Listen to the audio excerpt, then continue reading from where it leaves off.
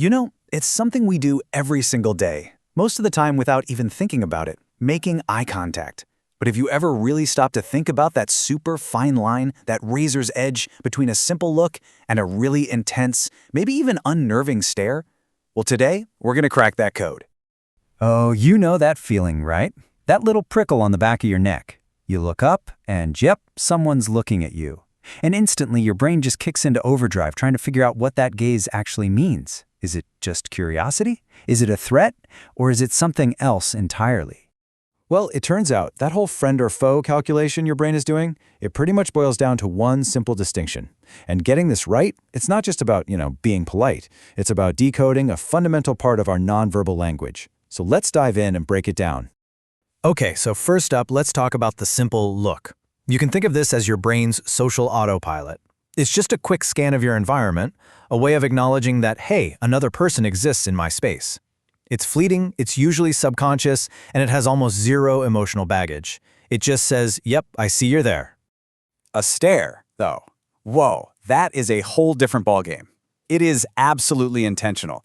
A stare is a look that's been held just a little too long, way past that comfortable social point, and it is almost always loaded with a very specific message. This is the moment eye contact goes from being a passive observation to a very, very active statement.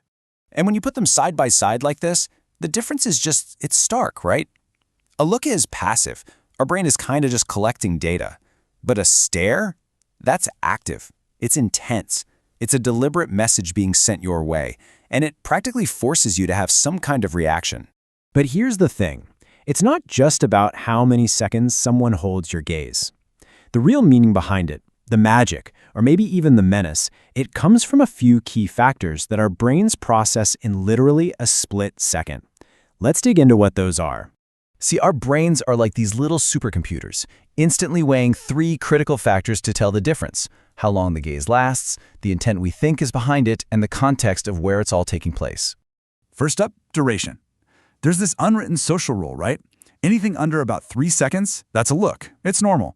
But once you cross that 3-second line, you have officially wandered into stare territory. That's the tipping point where simple acknowledgement turns into focused attention. Next, there's intent, and this is where we all become social detectives. We're not just noticing that someone is looking, we're immediately asking why.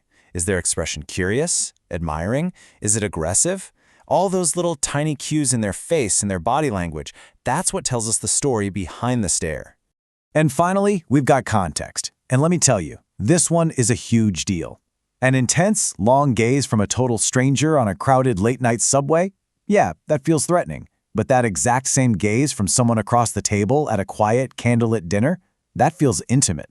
The setting completely changes the meaning of the message. Okay, so we get the mechanics now.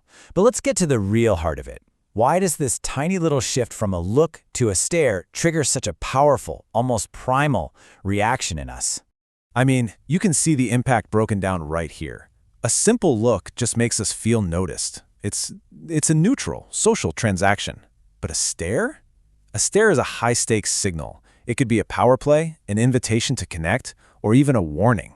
It demands an emotional response from us, whether that's feeling flattered, deeply uncomfortable, or genuinely alarmed. There's this quote that I think just nails it perfectly. A look is like a question. It's asking, who are you, or what's going on over there? It kind of opens a door. A stare, on the other hand, is a statement. It's declaring, I see you, and this is what I'm thinking. And it delivers that message loud and clear. So how can you actually get better at reading this silent language? Well, it really just comes down to a simple 3-step process. First, check the clock in your head. Are we in look or stare territory? Second, consider the context. What's the situation here? And third, read the intent. What other clues is their body language giving you? When you get right down to it, mastering this silent language is kind of like a social superpower. It helps you better understand what other people are thinking, and it also makes you more mindful of the signals you're sending out yourself. It's just a fundamental piece of what makes us human. So, I'll leave you with this thought. You now have the tools to start deciphering the gazes you receive every day. But the real question is, how are you going to choose to use your own?